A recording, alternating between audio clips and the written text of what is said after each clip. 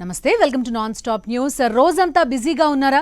News updates miss అయ్యారా? Don't worry, breaks లేకుండా bore కొట్టకుండా నాన్ స్టాప్ న్యూస్ ప్రతిరోజు రాత్రి 9 గంటలకు నేను హిమబిందు. వివరాలకు వెళ్దాం. చంద్రుడిపై పరిశోధనలో భాగంగా జాబిలి ఉపరితలంపై చక్కర్లు కొడుతోంది Pragyan rover. Chandrayaan 3 landing point Shivshakti చుట్టూ తిరిగింది. దీనికి సంబంధించిన వీడియోను తాజాగా ట్విట్టర్లో పోస్ట్ చేసింది ఇస్రో. చంద్రుడిపై చంద్రయాన్ 3 దిగిన ప్రాంతానికి శివశక్తిగా పేరు పెట్టారు ప్రధాని మోదీ.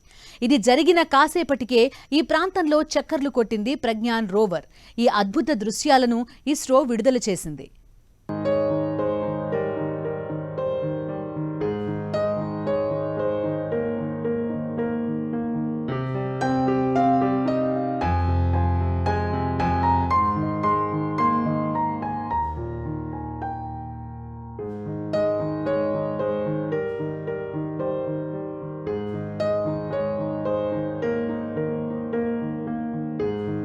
చంద్రయాన్ 3 ప్రయోగాన్ని విజయవంతం చేసి భారత ఖ్యాతిని దశ దిశలు వ్యాపింపజేసిన ఇస్రో శాస్త్రవేత్తలను కలిసి అభినందించారు ప్రధాని మోదీ. ఇది సరికొత్త భారతదేశానికి వేకువ అని కొనియాడారు. జై విజ్ఞాన్, జై అనుసంధాన్ అని నినదించి ఉత్సాహపరిచారు. భారత్ చంద్రుడిపై అడుగుపెట్టి ప్రపంచానికి వెలుగులు విరజిమ్ముతోందన్నారు. భారత్ సత్తా ఏంటో ఇస్రో ప్రపంచానికి చూపించిందని, ఇస్రో శాస్త్రవేత్తల కృషికి నిబద్ధతకు సెల్యూట్ చేస్తున్నా అని వెల్లడించారు. చంద్రయాన్ 3 విజయం మామూలుది కాదని, శాస్త్ర సాంకేతిక రంగాల్లో భారత్ దూసుకెళ్తోందన్నారు. చంద్రయాన్ 3 అడుగుపెట్టిన స్థలాన్ని శివశక్తిగా, చంద్రయాన్ 2 క్రాష్ అయిన ప్రాంతానికి తిరంగా పాయింట్ గా పేరు పెట్టారు ప్రధాని మోదీ. जिस स्थान पर चंद्रयान 3 का मून लैंडर उतरा है, अब उस पॉइंट को शिव शक्ति के नाम से जाना जाएगा. शिव में मानवता के कल्याण का संकल्प समाहित है और शक्ति से हमें उन संकल्पों को पूरा करने का सामर्थ्य मिलता है. ప్రధాని మోదీ స్వయంగా వచ్చి అభినందించడంపై ఆనందం వ్యక్తం చేస్తున్నారు శాస్త్రవేత్తలు. చంద్రయాన్ 3 ల్యాండింగ్ పాయింట్ కి శివశక్తి అని పేరు పెట్టడం గొప్ప గౌరవంగా భావిస్తున్నామని చెబుతున్నారు ఇస్రో మహిళా సైంటిస్టులు.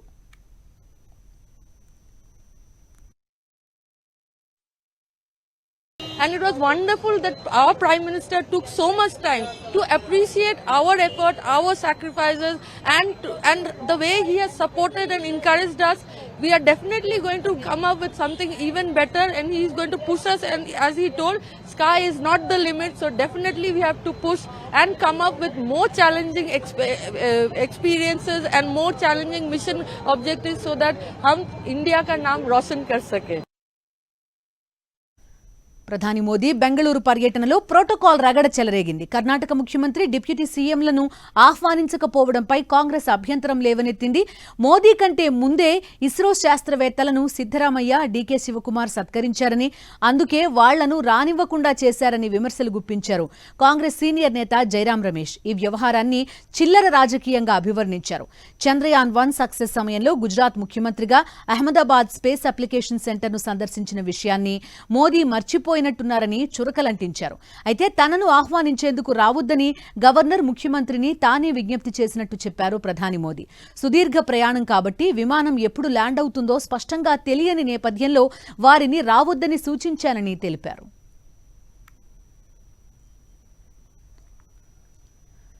చంద్రయాన్ 3 మిషన్ ని విజయవంతంగా చంద్రుడిపై దింపిన ఉత్సాహంలో ఉన్న ఇస్రో వచ్చే ఏడాది గగన్యాన్ మిషన్ ని అంతరిక్షంలోకి పంపేందుకు సిద్ధమైంది.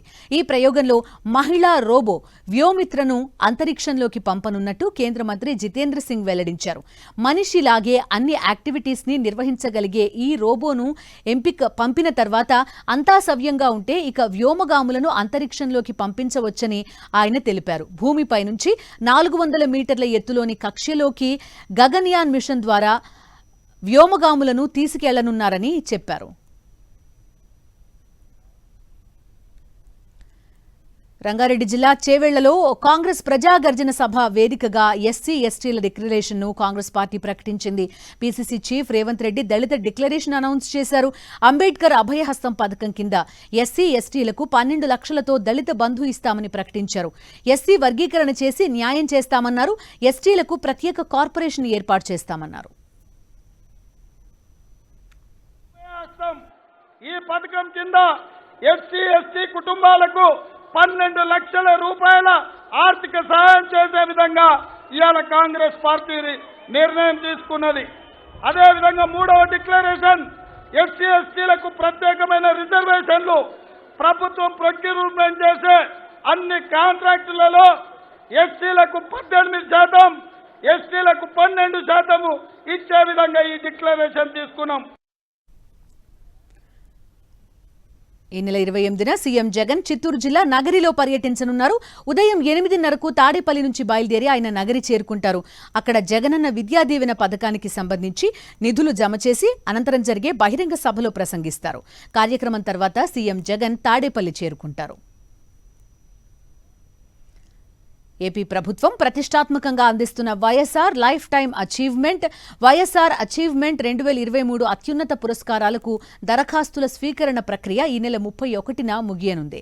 ప్రజాసేవలో ప్రతిభ కనబరిచిన వ్యక్తులు, సంస్థలు చేసిన సేవలకు గుర్తింపుగా YSR lifetime achievement, YSR achievement అవార్డులతో రాష్ట్ర ప్రభుత్వం సత్కరిస్తోంది.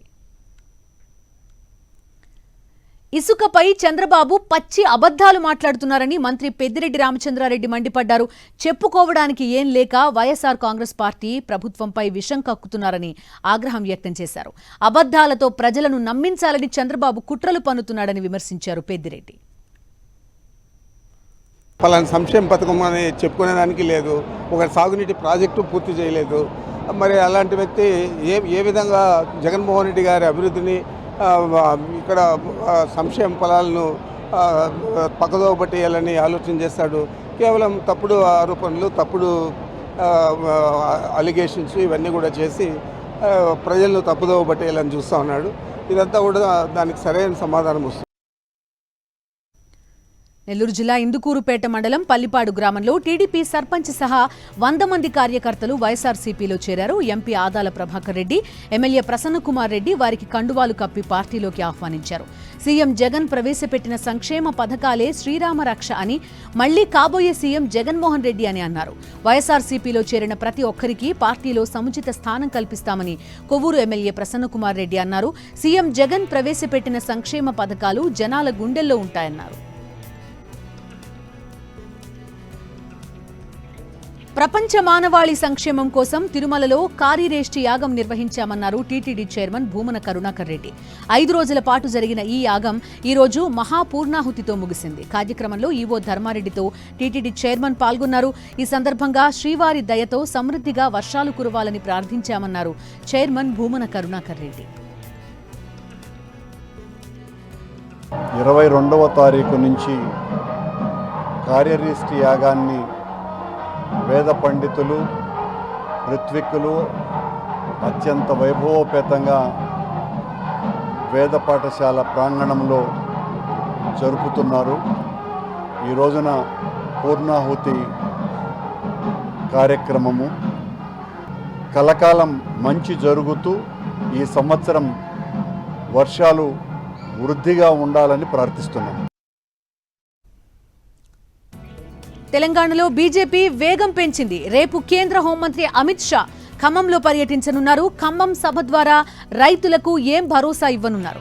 బీజేపీ ఆపరేషన్ ఎలా ఉండబోతోంది? తెలంగాణ ప్రభుత్వంపై యథావిధిగా విమర్శలు చేసి వదిలేస్తారా? కాషాయ దండు యాక్షన్ ప్లాన్ పై స్పెషల్ స్టోరీ. తెలంగాణపై కాషాయ పార్టీ అగ్రనేతలు ప్రత్యేక దృష్టి పెట్టారు. ఈ నేపథ్యంలోనే ఆదివారం ఖమ్మంలో భారీ బహిరంగ సభ ఏర్పాటు చేశారు. ఈ కార్యక్రమానికి కేంద్ర హోంమంత్రి అమిత్ షా హాజరు కానుండటంతో రాజకీయంగా ప్రాధాన్యత ఏర్పడింది. అమిత్ షా ఖమ్మం పర్యటనలో రాష్ట్ర నేతలందరికీ స్పెషల్ టాస్కులు అప్పగించనున్నట్లు సమాచారం. ఖమ్మంలో పార్టీ రాష్ట్ర నాయకత్వంతో ప్రత్యేకంగా కోర్ కమిటీ సమావేశం నిర్వహించనున్నారు అమిత్ షా. రాష్ట్రంలో చేపట్టనున్న రథయాత్రలకు అమిత్ షా క్లారిటీ ఇవ్వనున్నారు. బీజేపీ అభ్యర్థుల ఎంపికలో అనుసరించనున్న వ్యూహంపై డిస్కస్ చేయనున్నారు. మిషన్ 90 టార్గెట్ ఛేదించడానికి పార్టీ హైకమాండ్ ఏ మేరకు సహాయం చేయగలదు, క్షేత్రస్థాయిలో నేతలు ఏం చేయాలనే దానిపై రాష్ట్ర నాయకత్వానికి అమిత్ షా దిశానిర్దేశం చేయనున్నారు. అంతేకాదు ఖమ్మం సభలో భారీగా చేరికలు ఉంటాయని కమలనాథులు చెబుతున్నారు. మరోవైపు ప్రస్తుతం జాతీయ రాష్ట్ర స్థాయిల్లో చోటు చేసుకుంటున్న రాజకీయ పరిణామాల దృష్ట్యా అమిత్ షా ప్రసంగం ఎలా ఉండబోతుందన్న దానిపై రాజకీయ వర్గాల్లో చర్చ సాగుతోంది. మరీ ముఖ్యంగా బీజేపీ, బీఆర్ఎస్ ఒక్కటేనని, ఈ రెండింటి మధ్య లోపాయకారి ఒప్పందం కుదిరిందంటూ సాగుతున్న ప్రచారాన్ని తిప్పికొట్టేలా కేసీఆర్ ప్రభుత్వంపై పదునైన విమర్శలు చేస్తారని కాషాయ పార్టీ నేతలు చెబుతున్నారు. ఈ సభ ద్వారా అమిత్ షా ఎన్నికల శంఖారావాన్ని పూరిస్తారని పార్టీ నాయకులు అంచనా వేస్తున్నారు. 69వ జాతీయ చలనచిత్ర అవార్డులో తెలుగు చిత్రాలకు జాతీయ అవార్డులు దక్కడం పట్ల సీఎం కేసీఆర్ హర్షం వ్యక్తం చేశారు. విలక్షణ నటనతో జాతీయ ఉత్తమ నటుడిగా అవార్డు దక్కించుకున్న అల్లు అర్జున్ కు సీఎం శుభాకాంక్షలు తెలిపారు. 69 ఏళ్ల కాలంలో మొదటిసారి తెలుగు హీరోకి ఉత్తమ నటుడిగా అవార్డు దక్కడం గొప్ప విషయమన్నారు. అల్లు అర్జున్ తెలుగు నటుడు కావడం తెలుగు చలనచిత్ర రంగానికి గర్వకారణమన్నారు. స్వశక్తితో ఎదిగిన అల్లు అర్జున్ కృషి గొప్పదన్నారు. అదే సందర్భంలో జాతీయ అవార్డులు దక్కించుకున్న చంద్రబోస్, దేవిశ్రీ ప్రసాద్, కాలభైరవ, పురుషోత్తమాచార్యులతో పాటు ఆయా విభాగాల్లో జాతీయ అవార్డులు పొందిన పలు సినిమాల నిర్మాతలు, దర్శకులు, నటులు, సాంకేతిక సిబ్బందికి అభినందనలు తెలిపారు. రాష్ట్ర ప్రభుత్వ ప్రోత్సాహంతో హైదరాబాద్ కేంద్రంగా తెలుగు సినిమా భారతీయ సినిమాతో పోటీ పడుతుండడం పట్ల హర్షం వ్యక్తం చేశారు.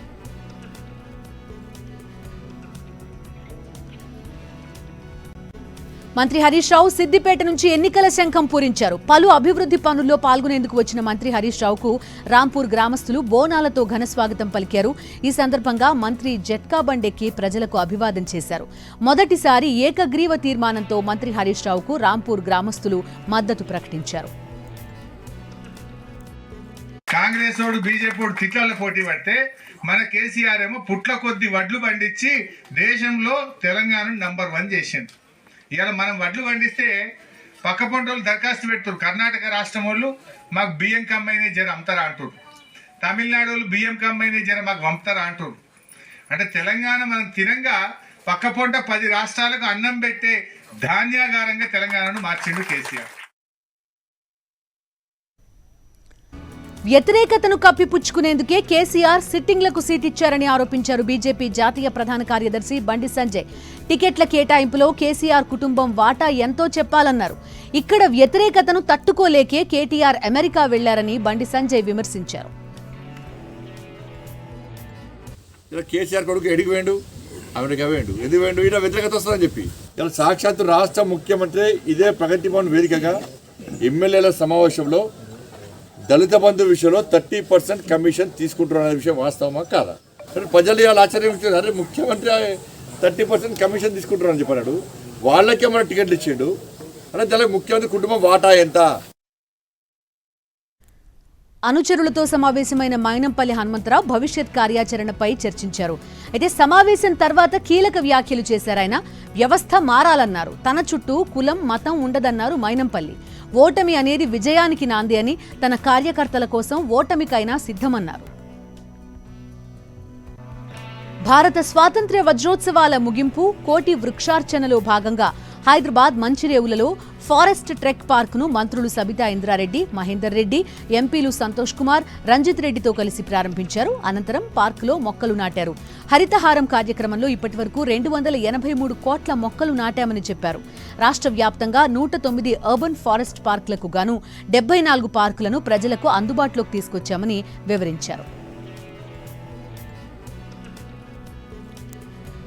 నల్గొండ జిల్లాలో తన అనుచరులతో సమావేశమయ్యారు కాంగ్రెస్ ఎంపీ కోమటిరెడ్డి వెంకటరెడ్డి. మాజీ ఎమ్మెల్యే వేముల వీరేశం కాంగ్రెస్ లో చేరనున్నారని వార్తలొస్తున్న నేపథ్యంలో ఈ సమావేశం ప్రాధాన్యత సంతరించుకుంది. మొన్నటి వరకు వీరేశం చేరికను వ్యతిరేకించారు కోమటిరెడ్డి. తాజా పరిణామాల నేపథ్యంలో వీరేశం చేరిక వ్యవహారంపై చర్చించనున్నట్టుగా తెలుస్తోంది. తాను రాజకీయాల్లోకి వస్తున్నానంటూ వచ్చిన వార్తలపై రియాక్ట్ అయ్యారు యువ గాయకుడు, Bigg Boss winner Rahul Sipligunj. వచ్చే ఎన్నికల్లో కాంగ్రెస్ పార్టీ తరపున గోషామహల్ నుంచి రాహుల్ సిప్లిగంజ్ పోటీ చేయనున్నారని ప్రచారం సాగింది. దీనిపై తాజాగా రాహుల్ క్లారిటీ ఇచ్చారు. ఆ వార్తల్లో ఎలాంటి నిజం లేదని, సంగీత రంగంలోనే కొనసాగాలనుకుంటున్నానని తెలిపారు. ఈ మేరకు సోషల్ మీడియాలో పోస్ట్ పెట్టిన సిప్లిగంజ్ వదంతులను వ్యాపింపజేయొద్దని సూచించారు. హైదరాబాద్ అశోక్ నగర్ చౌరాస్తాలో ఒక యువతి బ్లేడ్తో హల్చల్ చేసింది. అర్ధనగ్నంగా రోడ్డుపైకి వచ్చి బ్లేడ్తో యువకులపై దాడికి యత్నించింది. ఘటనలో పలువురికి గాయాలయ్యాయి. అటువైపుగా వెళ్తున్న ఒక మహిళా ట్రాఫిక్ కానిస్టేబుల్ యువతిని పట్టుకుని ఆటోలోకి ఎక్కించి చిక్కట్పల్లి పోలీస్ స్టేషన్కు తరలించారు. వరంగల్లో ఓ మందుబాబు తల్వార్తో హల్చల్ చేశాడు. ఫుల్లుగా మద్యం సేవించిన మధు మరో ఫుల్ బాటిల్ కావాలని డిమాండ్ చేశాడు. క్యాషియర్ డబ్బు అడగడంతో తల్వార్తో చంపేస్తానని బెదిరించాడు. బార్ నిర్వాహకులు పోలీసులకు ఫిర్యాదు చేయడంతో మధుని అదుపులోకి తీసుకున్నారు. గతంలో కూడా మధుపై రౌడీ షీట్ ఓపెన్ చేసినట్టు పోలీసులు వెల్లడించారు.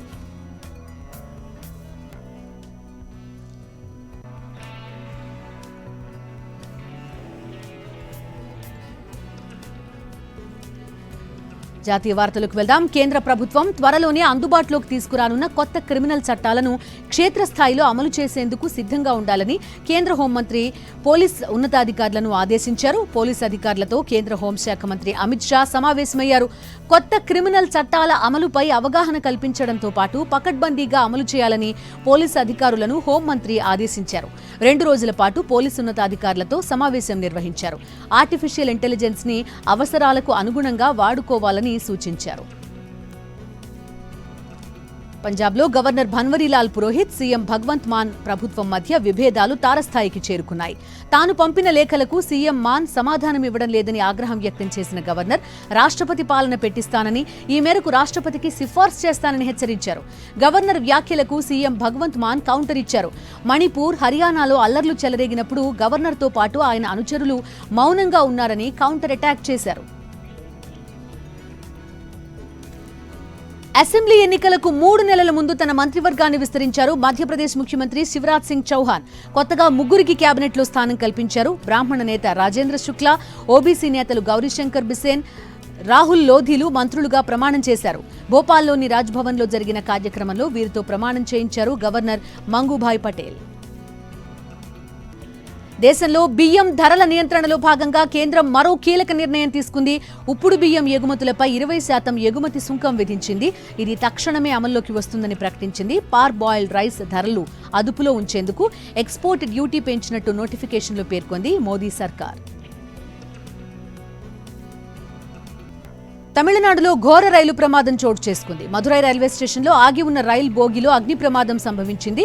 తెల్లవారుజామున 5:15 ప్రాంతంలో జరిగిన ఈ దుర్ఘటనలో 10 మంది దుర్మరణం పాలయ్యారు. రైల్లోకి అక్రమంగా తీసుకొచ్చిన సిలిండర్పై టీ చేస్తుండగా ప్రమాదం జరిగినట్టు దక్షిణ మధ్య రైల్వే అధికారులు వెల్లడించారు.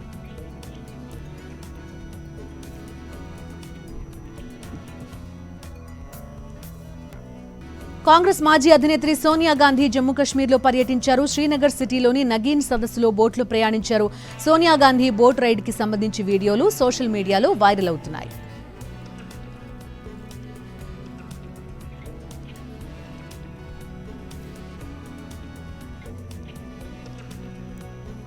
బిజినెస్ అప్డేట్స్ చూద్దాం. ఆదాయ పన్ను శాఖ తన ప్రధాన పోర్టల్ని పునరుద్ధరించింది. యూజర్ ఫ్రెండ్లీ ఇంటర్ఫేస్, అధునాతన ఫీచర్లలో దీన్ని తీసుకొచ్చింది. కేంద్ర ప్రత్యక్ష పన్నుల బోర్డు చైర్మన్ నితిన్ గుప్తా దీన్ని ప్రారంభించారు. పన్ను చెల్లింపుదారులకు మెరుగైన అనుభవాన్ని అందించడంతో పాటు కొత్త టెక్నాలజీతో ఆదాయ పన్ను శాఖ వెబ్సైట్ని పునరుద్ధరించినట్టు సిబిడిటి తెలిపింది. పునరుద్ధరించిన వెబ్సైట్ మొబైల్ రెస్పాన్సివ్గా ఉంటుంది. కంటెంట్ కోసం మెగా మెన్యూను అందించారు.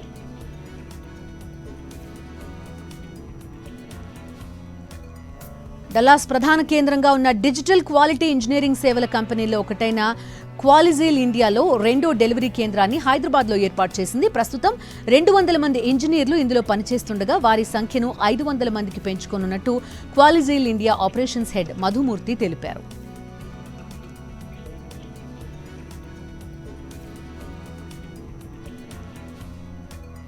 స్పేస్ ఎక్స్ అధినేత ఇలాన్ మస్క్ నేతృత్వంలోని ఎక్స్ ప్రొఫెషనల్ నెట్వర్కింగ్ ప్లాట్ఫామ్ ని లింక్డ్ఇన్ కి భారీ షాక్ ఇచ్చింది. తన ప్లాట్ఫామ్లో ఉద్యోగాలను ప్రకటించేలా సంస్థలు, కంపెనీలను అనుమతించే కొత్త ఫీచర్ హైరింగ్ ని అధికారికంగా ప్రకటించింది.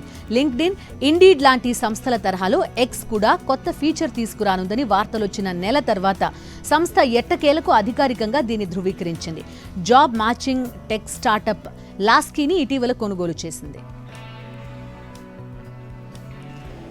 ఇక బంగారం ధర చూద్దాం. హైదరాబాద్ లో 22 క్యారెట్ల 10 గ్రాముల ధర 54,500 రూపాయలుంటే 24 క్యారెట్ల ధర 59,450 రూపాయలుగా ఉంది. చెన్నైలో 22 క్యారెట్ల పసిడి 54,800 రూపాయలు, 24 క్యారెట్ల ధర 59,780 రూపాయలు. విజయవాడ మార్కెట్లో 22 క్యారెట్ల బంగారం 54,500 రూపాయలు, 24 క్యారెట్ల ధర 59,450 రూపాయలు. ముంబైలో 22 క్యారెట్ల పసిడి 54,500 రూపాయలుంటే 24 క్యారెట్ల ధర 59,450 రూపాయలు. కిలో వెండి ధర 80,000 రూపాయలు. 69వ జాతీయ చలనచిత్ర అవార్డు గ్రహీతలకు కంగ్రాట్స్ చెప్పారు నిర్మాత Dil Raju. 69th national awards winners, all of you congratulations. Allu Arjun garu first time Telugu హీరోకి ఒక అవార్డు రావడం great moment for you and Telugu film industry. And Rajamouli garu, మీరు RRR తీసి ఈరోజు తెలుగు సినిమాని ఎక్కడికో తీసుకెళ్తున్నారు, అంచులంచెలుగా ఎదుగుతూ ఉంది. దానికి మీకు స్పెషల్గా congratulations. And RRR award winners అందరికీ కంగ్రాచులేషన్స్. ఇది ఇవాల్టి నాన్ స్టాప్ న్యూస్.